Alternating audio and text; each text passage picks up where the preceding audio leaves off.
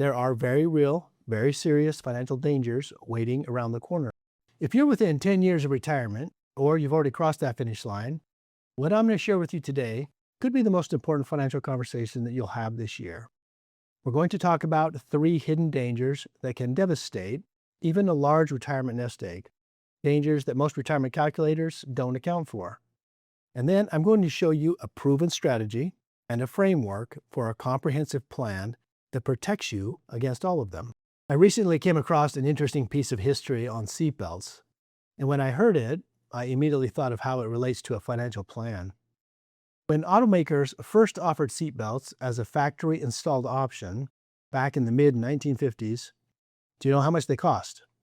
A pair of lap seatbelts ran about $10 to $15 per seat. To equip an entire car for the whole family, you're looking at $20 to $40.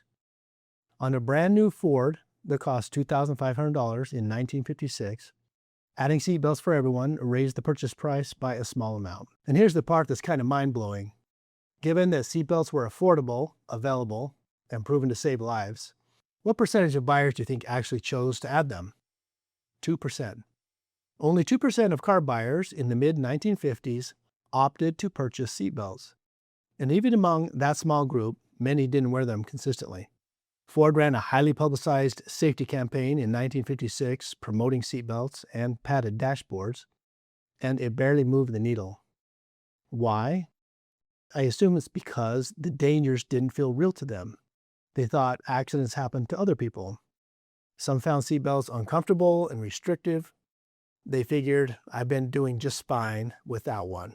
Today, we know that seatbelts reduce risk of fatal injury by up to 60%. When you get in a car now, you don't debate it. You don't argue, you just buckle up. It's a habit, it's automatic, and it's common sense. There is a profound lesson buried in this history. The effectiveness of seatbelts does not depend on whether you believe in it or not. It protects you whether you acknowledge that the risk is real or not. The protection has to come before the crash, not after. You can't pull over after the accident and say, okay, now I'll put my seatbelt on. When it comes to retirement planning, specifically in what financial planners call the retirement red zone, it's those 5 to 10 years just before and just after you retire. There are very real, very serious financial dangers waiting around the corner. They're not hypothetical. They're not rare. And just like those early drivers who thought seatbelts weren't necessary for them, millions of retirees discover these risks at exactly the wrong moment, after the crash has already begun. Now, I know what some of you are thinking. I've saved diligently. I have a decent nest egg. I have Social Security coming. Do I really need to worry about this? It's a fair question. And it's exactly what those 1950 car buyers thought. The cost was affordable. The car was solid. The road looked clear, but the world changed around them. And the ones who weren't protected paid a devastating price. Here's the truth. A large balance in your retirement account does not automatically protect you from the risks about what I'm about to describe. In fact, in some cases, a larger account can mean larger losses. So let me show you what I mean. There are 3 major risks that are unique to the retirement phase of life. I call them the 3 unseen dangers. Understanding them is like understanding why seatbelts exist before you decide to wear one.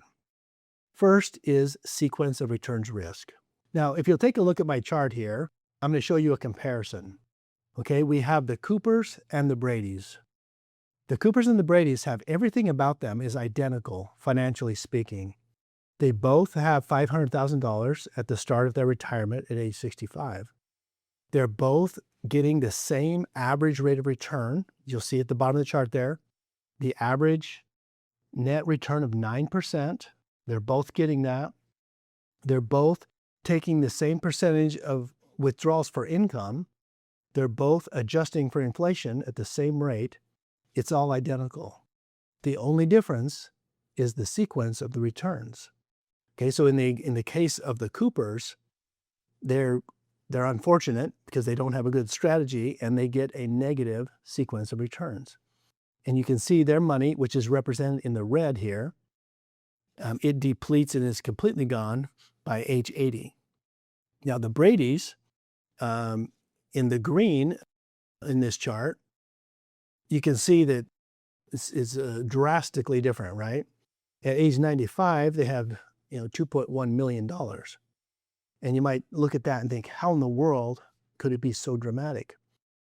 Now, it won't always be this dramatic, right? But this is a very viable actual scenario. And so the difference is the sequence or the order that the returns came. And they didn't really have a defense against a negative sequence. This is because when you're taking withdrawals, the order of returns matters enormously.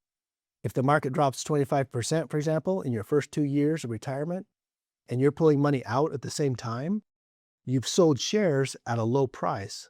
Those shares aren't there to recover when the market bounces back. The math permanently shifts against you. Sequence risk is not hypothetical. Retirees in the year 2000, 2002, and again 2008, 2009, they experienced this firsthand. Those who retired without protection took devastating, sometimes unrecoverable hits. This is your first unseen danger. And just like a seatbelt, you need to be buckled in before the crash happens. Second is withdrawal rate risk. Withdrawal rate risk is the danger that the rate at which you pull money from your portfolio, combined with market performance, inflation, and the length of your retirement, drains your accounts faster than expected. Inflation is what makes this tricky. Inflation erodes purchasing power. What an income of $50,000 can buy today might take $75,000 or more in 15 years from now. Healthcare costs in particular have historically outpaced general inflation for retirees. If you locked in a withdrawal rate based on today's dollars without accounting for that, you may find yourself running short of funds well before your time is up, which brings me to the third risk. Third is longevity risk. This one surprises most people because it sounds like a good problem to have. Longevity risk is simply the risk that you outlive your money. My dad lived to 94, my mom's 93 and going strong, and I know a lot of people in their 90s. My good friend Dave Kagi is now 100 years old. A married couple who are both 65 today have roughly a 50% chance that at least one of them will live past age 90. That's 25 years of retirement to fund. When most retirement planning tools were developed, the average retirement lasted 10 to 15 years.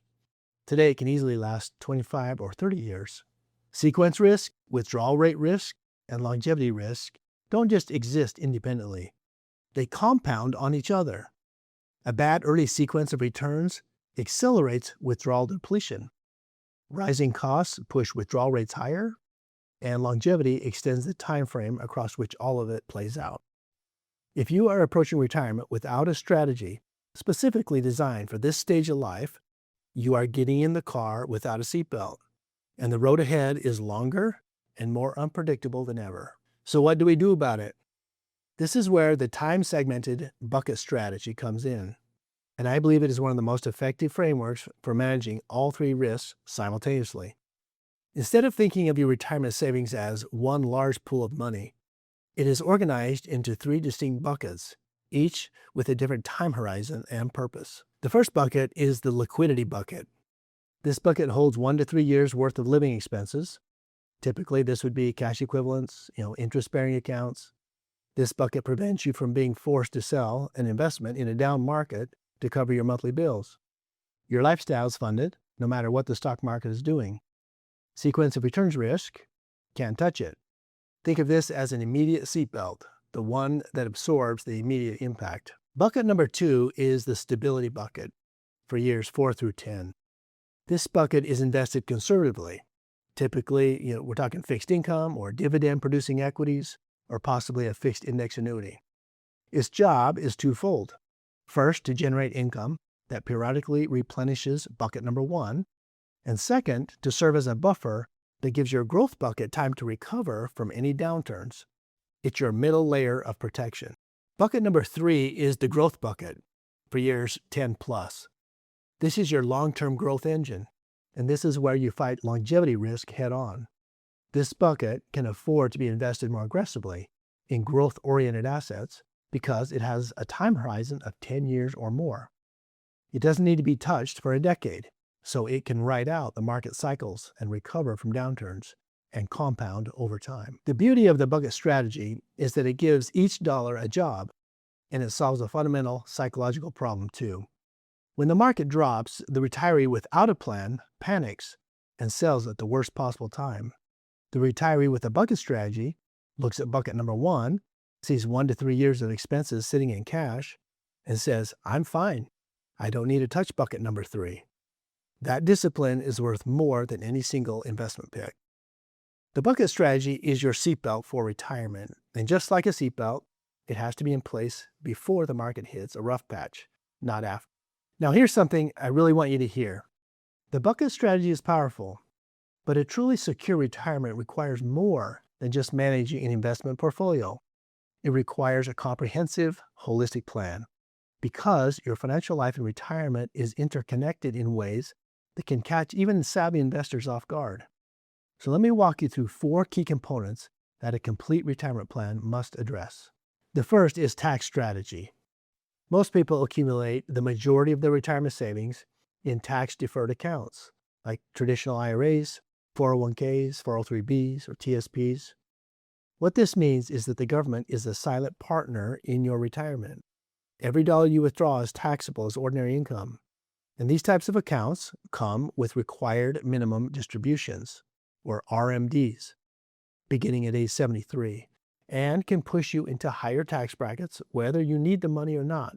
A proactive tax strategy may include Roth conversions, strategically converting traditional IRA money to a Roth IRA during lower income years, so that future withdrawals are tax-free.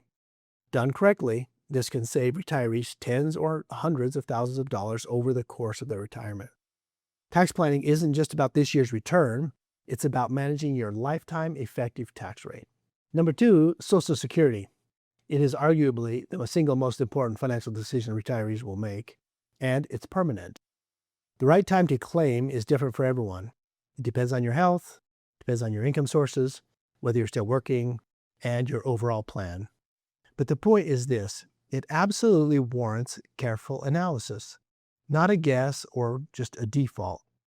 A well-timed Social Security strategy can be worth hundreds of thousands of dollars over a lifetime. Number 3 is Medicare. Healthcare is typically the single largest unexpected expense in retirement. Medicare planning is not just a healthcare decision, it is a financial decision, and it belongs inside your retirement plan. And you also want to be sure to address long-term care planning. Number 4 is estate planning. A retirement plan that doesn't include estate planning is incomplete. Beneficiary designations, wills, trusts, powers of attorney, the healthcare directives, they are not just about what happens after you're gone. They are about protecting your family and your assets during your lifetime as well. Outdated or missing estate planning documents can strain family relations and waste valuable money unnecessarily. Now think about the full picture. Investment strategy, tax strategy, Social Security strategy, Medicare planning, estate planning. Each one of these is its own protection layer. Each one on its own is better than nothing. But the real power comes when they are coordinated together, working as a unified system, each designed to protect a specific dimension of your retirement security. Now going back to our seatbelt story, in modern vehicles, it's not just a seatbelt anymore, right? It's also airbags, anti-lock brakes, and lane departure warnings, and even collision detection. Each layer adds protection. Each one on its own helps, but the full system together is what truly keeps you safe. The greatest gift you can give your future self and the people who depend on you is a plan. Not a set it and forget it account, not a target date fund selected at age 35, a living, breathing, coordinated retirement plan that addresses investment strategy, tax strategy, Social Security timing, healthcare costs, and legacy planning, all working together. Now, my team and I, we service all 50 states. If you would like to consider our planning services, you can schedule an appointment by visiting martinsonwealth.com. And I look forward to seeing you in the next episode of the Financial Fast Lane.